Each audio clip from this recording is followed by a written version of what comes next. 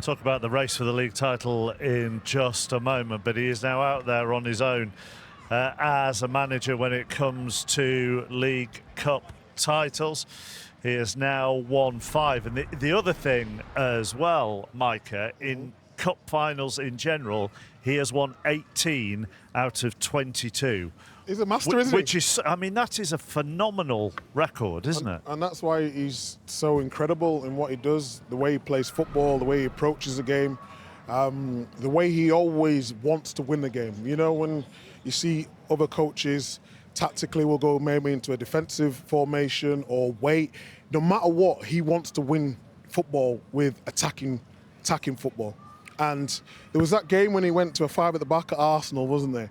Yes, at Emirates. 5-4-1, and it was defensive. strange to see him do that because normally he would always be on the front foot. But in terms of big moments, he's one of the best to ever do it, without doubt.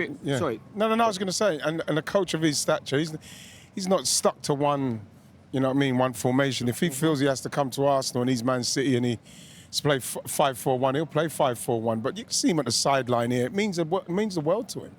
You know what I mean? His team playing well and you know, playing to a certain standard. It's really good to see.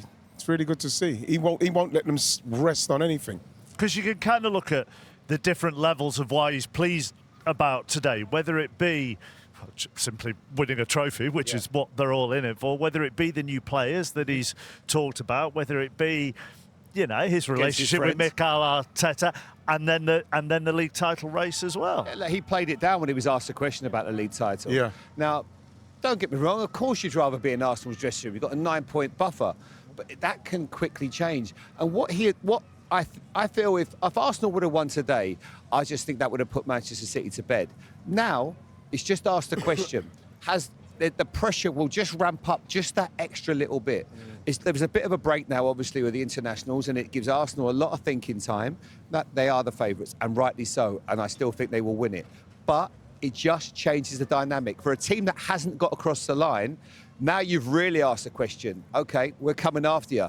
And I think with a team like Manchester City, that's probably the last side you want. Yeah. Now, the only thing that probably goes against them, Ian, is that they've drawn 2 games against West Ham and against Nottingham Forest at the wrong time. But now this has given them that little bit of confidence again. You know, the thing is people are saying the 9 points, and I think this is not a bad thing for Arsenal to reset themselves and refocus, because they have to. It's not going to be easy, because there's no way that Man City players are going down into that tunnel.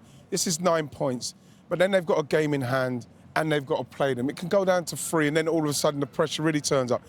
So this Man City side, make no mistake, you know, him saying he wants to be 9 points. This 9 points is a tight 9 points, and this is what I feel from Arsenal's point of view have to do. They have to really refocus and just get themselves back on track in what they want to do. They need to win games now. You know, people talk about how they win in the games, the set pieces. It doesn't matter. Everybody knows it doesn't matter. We've got a DNA of winning games, resilience.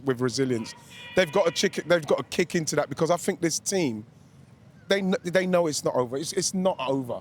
If we're going to be totally honest about what's going on, it's not over. What happened with Arsenal today, though, right? From your point of view? That, you know, like I said, Meeks, I saw that when City were pressing them really high, it seems like City were pressing them really high because I think for a start, Saka's not going to be blasting. I don't think Gyökeres is going to be blasting with the kind of pace that's going to cause them problems. And I don't think Trossard is going to either. I think when you look at how poorly our midfield was in respect of Zubimendi's retention of the ball and how he kept it wasn't good today. So even if we were going to try and play out, we didn't have the players who were playing well enough for it. And then all of a sudden, it just kept the ball. We got the ball up top to the guys, Kai Havertz and Gyökeres. It came straight back. And so after the 15 minutes, after that chance, hopefully that chance went in, maybe they would have played differently. But once that chance went in, all of a sudden, City just got more and more confident, just more and more playing, and then more and more expand, and then they just started playing how they play. Do you give City credit for how they neutralised Arsenal, all of you, in that they particularly in the second half, they couldn't play it short because they pressed high, and yet they couldn't go long because they couldn't keep it up there because City defended as well as they did. I reckon if you looked at the stats today, it felt like Kepa had more touches of the ball from Arsenal than anyone else. He was waiting on the ball, holding the ball. And the disappointment would be... Which is my point, sorry, about, therefore, do you give City credit for that? Because he was there holding the ball and had no options. But I also think you have to look at Arsenal as well, because one thing, they lost Odegaard and no Eze today, and that's a huge blow, because you need somebody, as I always think as a midfield, that's where you can win the game, especially if you get hold of it. Cherky started to influence the game second half. You didn't really see Kai Havertz. But the one thing I will say is, even when they went direct, against Ake and Kusanov, they were brilliant, because that physicality that Arsenal would think they might be the dominant factor never transpired. They dealt with them so well. Yeah. I never saw Havertz or Gyökeres win a header or a second ball. So you were never really able to get hold of that game in that area, Ian. So that's why it felt a little bit like, things are going to have to change, because for me, I said it, once we started sitting down there after the 15, 20 minutes, I said, this game, it needs Martinelli. Because what we needed an out. Get everybody up, excuse me, and then try and press them up there, maybe win the ball back, and then see if we could attack them further up the pitch. But we couldn't get out. We couldn't get out, because as soon as we got out, Gyökeres would lose it, or Kai Havertz would lose it. They'd get it, and they'd straight back at us. Straight back at Nkapie, who was on a yellow card. I think that's exactly right. But I think in answer to your question, Chappers, yes, it is down to Man City as well, because they were brave. If you look how they set up when Arsenal had the ball and the goalkeeper was dawdling on the ball, they was going a 4-2-4, wasn't they? Yes. And previously, Man City sometimes go with a 3, and they just didn't let them out. But then the defenders had to be brave and go all the way up. That's why you've seen so many tussles in the first half a little bit. And then they saw in the second half, they built on that momentum, and Arsenal was making so many individual errors. And I think in modern day football now, everyone is so on trying to play out from the back. Sometimes you just need to kick the ball long, squeeze up, and then get a breather, and then see if Arsenal can do that to Man City. But they just couldn't get anywhere near. Do you think that with Kepa, obviously, mate, we could talk about a goal. Do you think with Kepa, because I haven't seen City do that before, the 4 up like that. Do you think they wanted to keep the pressure on Kepa in playing out like he did? Because it was very shaky. It wasn't solid, was it? Absolutely. He never looked comfortable with the ball at his feet, because also the way that Arsenal are so used to playing with Raya, who's unbelievable, probably one of the best sweeper keepers I've ever seen, because he makes great angles for the centre-backs as soon as they've got the ball. It's totally different when you've got a different keeper in there. Yeah. And I think that, of course, he makes a mistake, but I just also think when you've got a goalkeeper that's not used to playing with your back 4, don't complicate it. Yes. You know, and Mike, I want to bring you back something you said off camera, which was a great point. You said... Which one? Very early in the second half, he said he's got to take off Nkapie. He's got to make the change. He waited, and all of a sudden, 1-0, he was going to make it. They're all ready to come on, and they go 2-0 down. Then the game's pretty much gone. You're not going to get back in it from there. But they should have made that. I think he should have made that substitution early, because it'd been booked. I think you're right. I think we all played football, even at your level, Chappers. Momentum's a big thing in football. Exactly. And when Semenyo went up against Nkapie early in the second half, I would said he needs to get him off. Because on the goal, like you said, he wasn't getting tight because he can't trust him. You know Nkapie, he's been brilliant for Arsenal, but he's been brilliant because he's been aggressive. And he couldn't be aggressive because he was on a yellow card. That's when I think the mistake was made. He should have changed it after he's seen Semenyo was getting the better of him earlier on in that half. Just on aggressive defending, can I just do one more on Manchester City? And then after the break, we're going to hear from Mikel Arteta. We can do more of Arsenal. Kusanov. Outstanding. And he... I think if you don't watch City week in, week out, you will still go back to the debut. He had a horrific debut, didn't he, for City against Chelsea? And yet, you talk to City fans, and they are telling us that he is one of the first names on the team sheet at the moment. With how he is performing, as I said, I mean, he flattered Gyökeres and got a yellow card in the first half.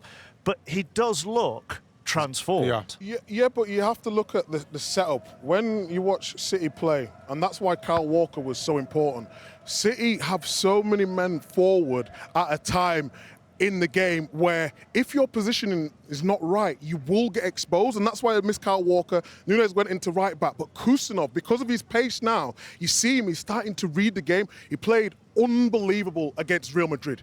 It's one of the best performances I've seen from a young centre-half. And then you build that confidence, you know what you're doing, and then you trust him. And when your teammates trust you, it just gives you that little bit of confidence. And that is Go on, James. Sorry, I was just going to say, I think it felt like a big moment for him was in the Carabao Cup early in the season. We were at the game at Newcastle away when he started with Max Lane. And I said before the game, I was definitely wrong, that's an area where Newcastle can really exploit. He wasn't wrong because of the inexperienced. He was fantastic. And he's just been given time. Because a lot of players, that debut was horrendous in terms of, you almost, as a player, you felt so sorry for him. Yeah, you did, yeah. His head was in a tumble dryer. I know he just signed. He probably shouldn't have been exposed to that. Yeah. But unbelievable how he's come back. And he's got one valuable, he's got a lot of valuable commodities, but the one that he's got in abundance is pace. Lightning. He is so quick. It always helps. You know the thing, what I would say with him, this is why I'm saying, you look at someone like Christian, you've got to watch him and how he plays. He's one of them defenders, Micah, Jane, he wants to win the ball in front. He wants to win it because you've got to start making the kind of movement to make him think I'm going to go there, then I'm going to go here. You've got to start making him think because what he wants to do, he wants to nick it in front. He wants to come and hit it in front. They need to start making a movement for me, Gyökeres, where he's going to go there, but he's going to go long, so he's got to give Kushner some form of problem. And it didn't happen today. And I'll tell you what he did fantastically well, because we spoke about with getting booked, Hincapia. He got booked early in the game. But he still managed it well. Yeah. He never got himself in a position. He knew when to get tight and be aggressive, and he knew when to step off. But that was the difference. In Capia, like you say, he just didn't know what to do. And that is also credit to Semenyo and Cherky down that right-hand side.